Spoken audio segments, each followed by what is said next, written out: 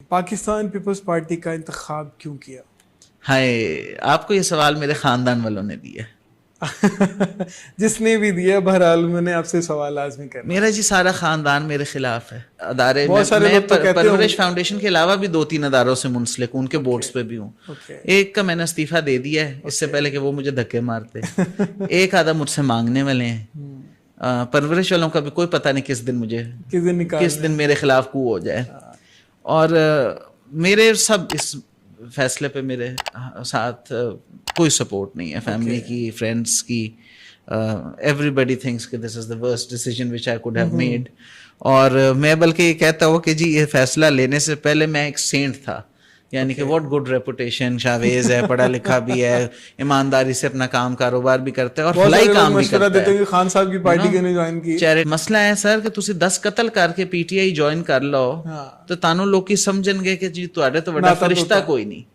تے تسی میری طرح 10 سال چیریٹی چلاؤ، ایمانداری نال چلاؤ، منن گے سارے کہ ہاں تو پیسہ ایمانداری نال صرف کیتا ہے تے باقی تو ذاتی مفاد نہیں بنایا چیریٹی نو. او دے باوجود سر میں جدوں دی پیپلز پارٹی جوائن کیتی او مینوں ذرا ہور نظر تو ویکھن لگ پئے نے. لیکن حسن بھائی آپ کو میں اپنی پوری ایمانداری سے بتاؤں کہ لاہور میں اور بالخصوص پنجاب میں یہ پیپلز پارٹی کے خلاف ایک پروپیگنڈا کیا جاتا ہے، سوچے سمجھے طریقے سے. پر کیوں؟ دیکھیں مائنڈ سیٹ ہے نا لوگوں کا. آپ نے پیپلز پارٹی کے خلاف پروپیگنڈا کیوں کیا؟ کیونکہ 2006 میں محترمہ بے نظیر بھٹو نے چارٹر آف ڈیموکریسی کیا. ٹھیک ہے، وہ چارٹر آف ڈیموکریسی یہ کہتا تھا کہ اب سیاسی جماعتیں صرف آپس میں پاور شیئرنگ کریں گی، ہم کسی اور تیسری طاقت کو طاقت کا سرچشمہ نہیں بننے دیں گے، اور طاقت کا سرچشمہ عوام رہے گی. پاکستان میں فری اینڈ فیئر الیکشنز ہوں گے اور ہم حکومتیں گرانے کی اور ناجائز طریقے سے حکومتیں گرانے کے جو سیاستدان ایک دوسرے کے خلاف اعلیٰ کار بنتے ہیں وہ نہیں بنیں گے. لہٰذا یہ فیصلہ کیا گیا کہ اب محترمہ کو پہلے شہادت ہوئی ان کی، وہ بھی ان کو اسی چیز کی سزا دی گئی بالکل. اور پھر اس کے بعد پی ٹی آئی کو کریٹ کیا گیا.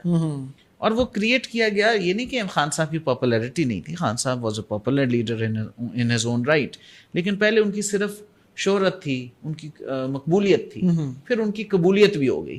اور ان کی قبولیت پیدا کر کے یہاں پر یہ ایک لوگوں کے مائنڈ واش کیا گیا. اور اچھے اچھے پڑھے لکھے لوگ جو کہ میں جن کو بہت ساروں کو بڑا پسند کرتا ہوں، وہ سب اس جماعت میں شامل ہوئے، اس جماعت کو سپورٹ کرتے رہے. اور ہمیں بھی ایک وقت کے لیے ایسا لگا کہ شاید واقعی خان صاحب جو کہہ رہے ہیں ایسا ڈیلیور کر دیں، بٹ انفارچونیٹلی وہ ویسا نہیں ہوا. اور اس کورس میں ہم نے جو اصل ایک پاکستان کی جماعت جس کے اندر واقعی یہ سمجھ اور عقل تھی کہ جمہوریت کو کیسے لے کے چلنا ہے، جمہوریت کو کیسے بچا کے چلنا ہے، طاقت کا سرچشمہ عوام ہے، یہ کلیئرٹی سوائے پیپلز پارٹی کی اور کسی جماعت کو نہیں. اور مجھے جب کوئی کہتا ہے کہ آپ نے کیوں پیپلز پارٹی جوائن کی، تو میں ان سے کہتا ہوں کہ سمجھ سکتے نہیں اس راز کو سینہ و فرابی، تلا تم ہائے دریا ہی سے ہے گوہر کی سرابی. بلاول بھٹو آپ کے پاس وہ واحد لیڈر اس وقت موجود ہے جو کہ پاکستان کے ڈیموکریٹک، کانسٹیٹیوشنل اور ہمارے نیشنل فیبرک کو سمجھتا ہے. وہ واحد لیڈر ہے جو آپ کے پاکستان کے، آپ کو پتہ ہے اس وقت مین ایج کیا ہے؟ That is 29. He is 37.